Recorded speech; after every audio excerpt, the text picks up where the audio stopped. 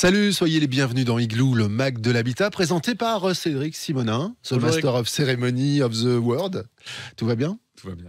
On va parler d'un sujet, c'est un peu un marronnier, on dit ça dans ce métier. C'est ça. Quelque chose qui revient régulièrement. Ah bah oui. Bientôt, on va en faire de la crème de châtaigne si vrai. ça continue. Le prêt à taux zéro, le fameux PTZ, le truc qui peut nous péter à la gueule quand on en parle.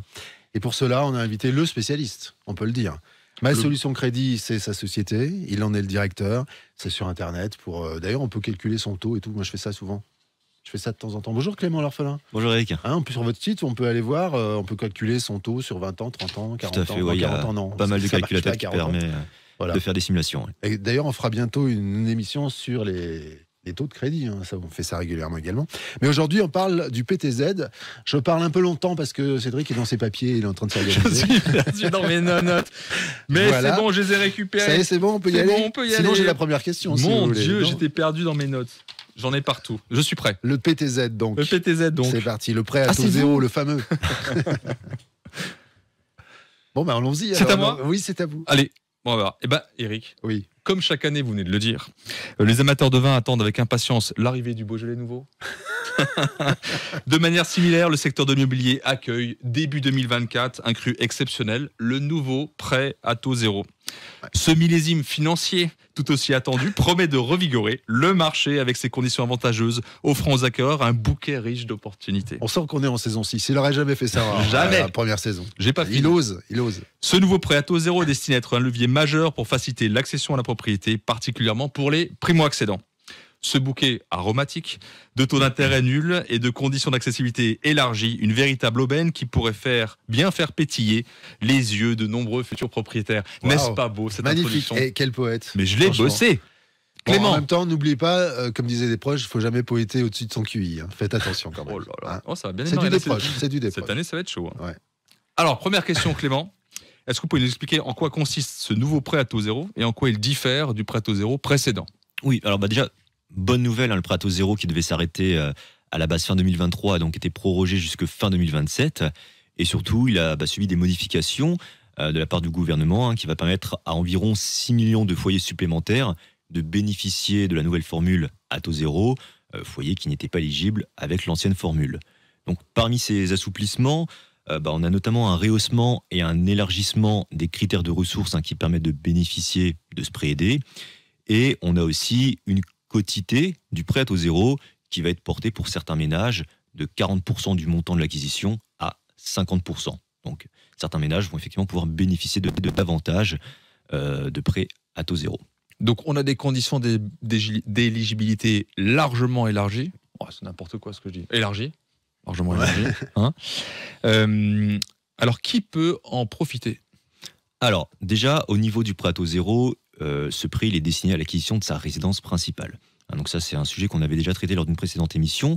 Donc, il faut rappeler que, par exemple, on peut être propriétaire d'un investissement locatif et être locataire de sa résidence principale.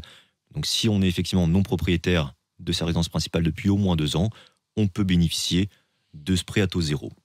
Ensuite, il y a évidemment des plafonds de ressources à respecter qui vont être déterminés en fonction du nombre de personnes qui composent le ménage et de la situation géographique du bien. Et enfin, il faut être donc primo-accédant au sens prêt à taux zéro.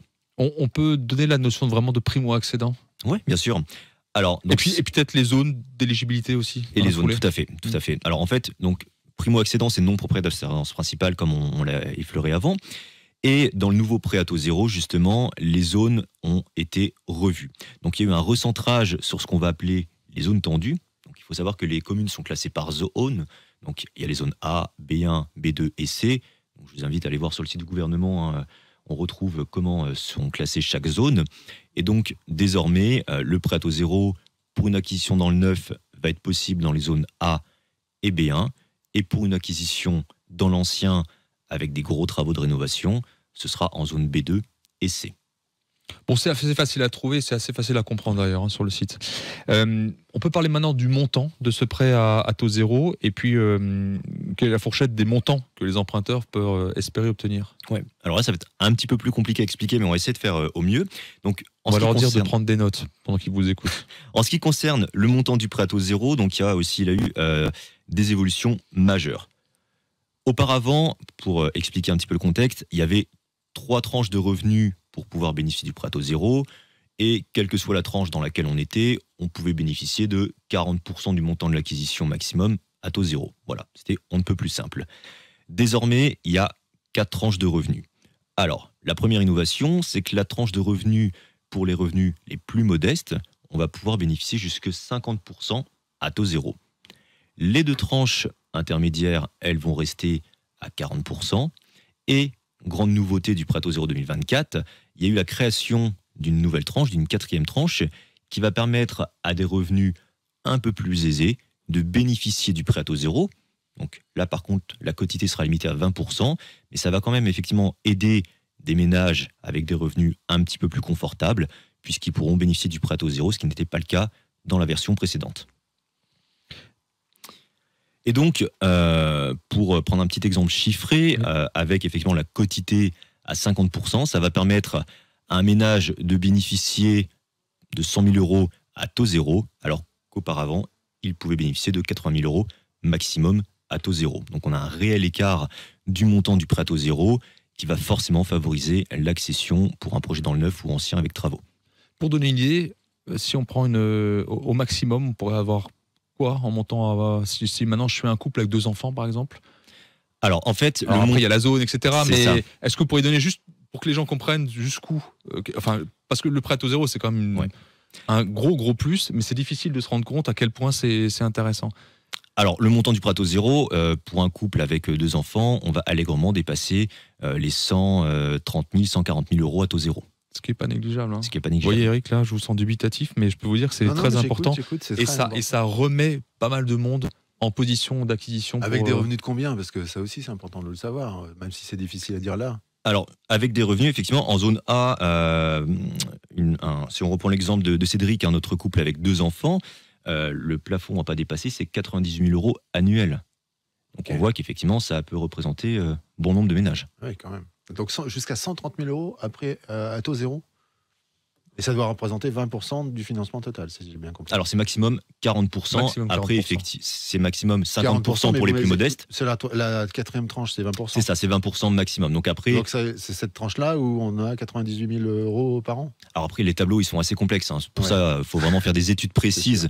Là, les chiffres qu'on avance, c'est effectivement pour montrer l'intérêt du prêt à taux zéro. Mais avec effectivement les 4 tranches, c'est plus complexe au niveau des montants à expliquer qu'auparavant, on était tout le temps à 40%. En fait, gardez en tête, Eric, que plus de monde y a droit. Oui. Les plafonds de revenus ont été revus, donc élargis. Ça aussi, c'est un plus. Donc, en fait, ça va vraiment dans le bon sens. Voilà. Donc, maintenant, là, la question que le l'auditeur doit se poser, c'est est-ce que je rentre dans le cadre du primo-accédant, c'est-à-dire pas propriétaire depuis plus de 2 ans, moins de 2 ans, pardon, moins de 2 ans. Voilà. Ou jamais propriétaire tout court. Donc là, je suis éligible. Et après, je fonce sur le site du gouvernement et je regarde après mes revenus, etc. Et je fais ma petite tambouille. C'est assez simple. Sinon, il va y avoir un professionnel du financement, comme les Clément, et puis il a la réponse immédiatement. Maintenant, j'aimerais savoir, on va faire par opposition, plus simplement, qui n'y a pas le droit ou qui n'y aurait plus droit? Parce que là, il y a aussi une modification. Tout à fait. Alors, qui n'y aurait plus le droit? Tout simplement, donc, déjà, les ménages qui ne sont pas primo-accédants, qui sont déjà propriétaires de leur résidence principale, et puis ceux qui dépassent les plafonds de ressources.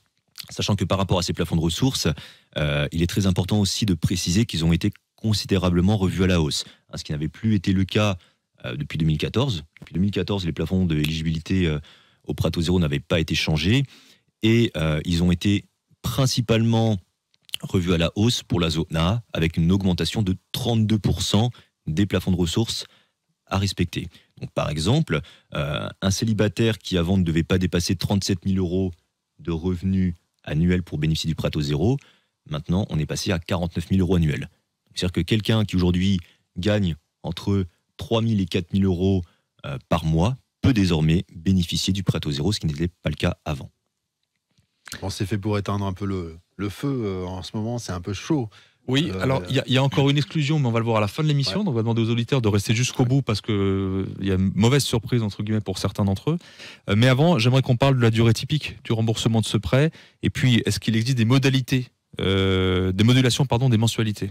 Oui, alors le prêt à taux zéro, donc déjà la durée de remboursement, là aussi, ça dépend de plusieurs facteurs, comme les revenus, la composition du ménage et là où se situe le bien, encore une fois.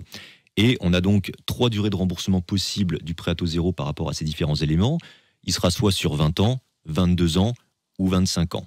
Sachant que pour chacune de ces durées, il y a une période de différé qui est mise en place, qui sera de 5 ans, 10 ans ou 15 ans, et qui va permettre donc aux ménages de ne pas rembourser immédiatement le prêt à taux zéro, et donc de commencer à rembourser à l'issue de ce différé. Et donc par rapport au procédé de modulation, ce qu'il faut préciser aussi et qui est super important, c'est que le prêt à taux zéro, il ne peut pas se faire seul. Il doit toujours être accompagné de ce qu'on appelle un prêt principal au niveau des banques. Donc, par exemple, j'ai 100 000 euros à taux zéro, il me faudra un prêt complémentaire auprès de la banque de minimum 100 000 euros également. Et on peut, en fonction des critères de chaque banque, moduler les mensualités, effectivement, donc soit les augmenter pour rembourser plus rapidement et donc gagner en coût de crédit. Donc ça, effectivement, c'est possible. Après, avec plus ou moins de souplesse, en fonction de ce que propose chaque banque. Bon, le maître mot, c'est souplesse. Absolument. Est-ce qu'on peut cumuler ce nouveau prêt à taux zéro avec d'autres dispositifs d'aide à la propriété, et si oui, lesquels ? Oui, tout à fait. Alors déjà, il y a les plus connus, les prêts, ce qu'on va appeler les prêts employeurs. Donc on peut effectivement le compléter avec le prêt Action Logement, on a le prêt Pro BTP, on va avoir aussi d'autres dispositifs, notamment dans le neuf, où vous avez certains biens qui vont, sur certains secteurs, être vendus avec une TVA réduite. Donc, ce qui va considérablement faire baisser le montant du bien. Par exemple, pour un bien qui est vendu 300 000 euros en TVA 20, on va gagner 30 000 euros sur le montant de l'acquisition si on est en TVA 5,5. Donc là aussi, ce sont des dispositifs qui vont considérablement nous aider au niveau de l'acquisition. Alors, quand on avait préparé l'émission, on m'a dit c'est super, mais j'ai pas forcément une bonne nouvelle pour tout le monde. C'est quoi cette mauvaise nouvelle que vous souhaitez nous annoncer ? Alors, dans la réforme du prêt à taux zéro, il y a effectivement aussi quelques mauvaises nouvelles. Déjà, il y a du coup le prêt à taux zéro dans le neuf qui ne sera plus accessible dans les zones B2 et C. Puisqu'on l'a évoqué avant, dans le neuf, on va principalement se concentrer sur les zones tendues. Donc, tout ce qui est un petit peu plus excentré, donc ce qu'on appelle les zones B2 et C, il n'y aura plus de prêt à taux zéro dans le neuf. Et surtout, la plus mauvaise nouvelle, si je peux dire, c'est que le prêt à taux zéro est recentré sur les logements collectifs. Ça veut dire que pour les maisons individuelles, il n'y aura plus du tout de prêt à taux zéro. Donc ça va dans la droite ligne de la politique gouvernementale de tuer la maison individuelle. C'est une vraie volonté. On en parle régulièrement depuis toutes ces années dans Igloo.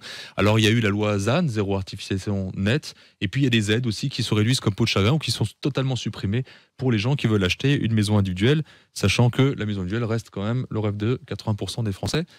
De temps en temps, le gouvernement n'a pas envie de l'entendre pour des raisons qui sont que je ne vais pas évoquer aujourd'hui. Un petit rappel, le prêt à taux zéro, c'est pour le neuf, mais pour l'ancien aussi ? Pour l'ancien aussi. Oui, parce qu'on ne l'a pas dit, et c'est important de le rappeler quand même. Parce Oui. que le projet peut être aussi finançable dans l'ancien. Alors effectivement, dans l'ancien, on l'a effleuré tout à l'heure, le prêt à taux zéro, il va être accessible dans les zones, donc là c'est l'inverse du neuf, dans les zones B2 et C, donc qui sont moins tendues, et il y a des conditions de travaux pour pouvoir bénéficier du prêt à taux zéro. Il faut un certain montant de travaux, il faut que les travaux représentent 25% du coût de l'opération pour pouvoir bénéficier du prêt à taux zéro. Donc, un exemple tout simple, si vous achetez 100 000 euros un bien, il faudra des travaux représentant minimum 30-33 000 euros pour bénéficier du prêt à taux zéro. Ok. On peut financer à peu près à 50% de la totalité, si j'ai bien compris, sur l'exemple des 100 000 tout à l'heure. Mais bon, tout ça est complexe, je crois qu'il faut faire appel à vous, ou à quelqu'un comme vous. Effectivement, voilà, avec le nouveau prêt à taux zéro et tous les dispositifs complémentaires qu'on a à côté, on peut rendre des projets viables en les mettant tous bout à bout, alors que de base, on aurait pu penser que le financement n'était pas réalisable. Donc effectivement, avec toutes les aides qu'on peut rencontrer et la refonte du prêt à taux zéro, certains projets qui n'étaient pas forcément viables l'an dernier peuvent le devenir cette année. Alors, ce qui me permet de conclure avec une dernière question. Quel est le conseil que vous pourriez donner aux auditeurs qui souhaitent souscrire un prêt à taux zéro ?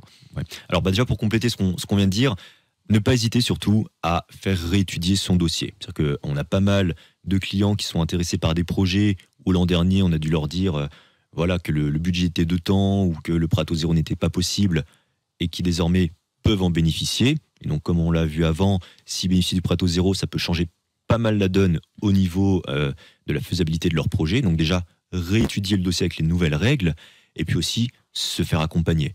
Parce qu'avec toutes les aides qu'on peut cumuler, Action Logement, TVA réduite et autres, vraiment avec une étude globale, on peut effectivement permettre l'acquisition à des ménages qui pensaient ne pas pouvoir y accéder. Et ça, c'est la bonne nouvelle de ce début d'année. C'est ça. Merci Clément Lorphelin, directeur de Ma Solution Crédit. Donc, pour tout savoir, sur votre site, il y a toutes les infos. Avec grand Et plaisir. puis, toutes les infos autour des crédits Oui. immobiliers, évidemment. Exactement. Merci Cédric Simonin. Merci, Eric. Topmusic.fr, évidemment, cette émission et les autres sont disponibles, mais aussi sur la chaîne YouTube et sur Igloo On Air et sur les plateformes de podcast, bien sûr. À très bientôt. Igloo, c'est le Mac de l'habitat et c'est toutes les semaines une nouvelle émission.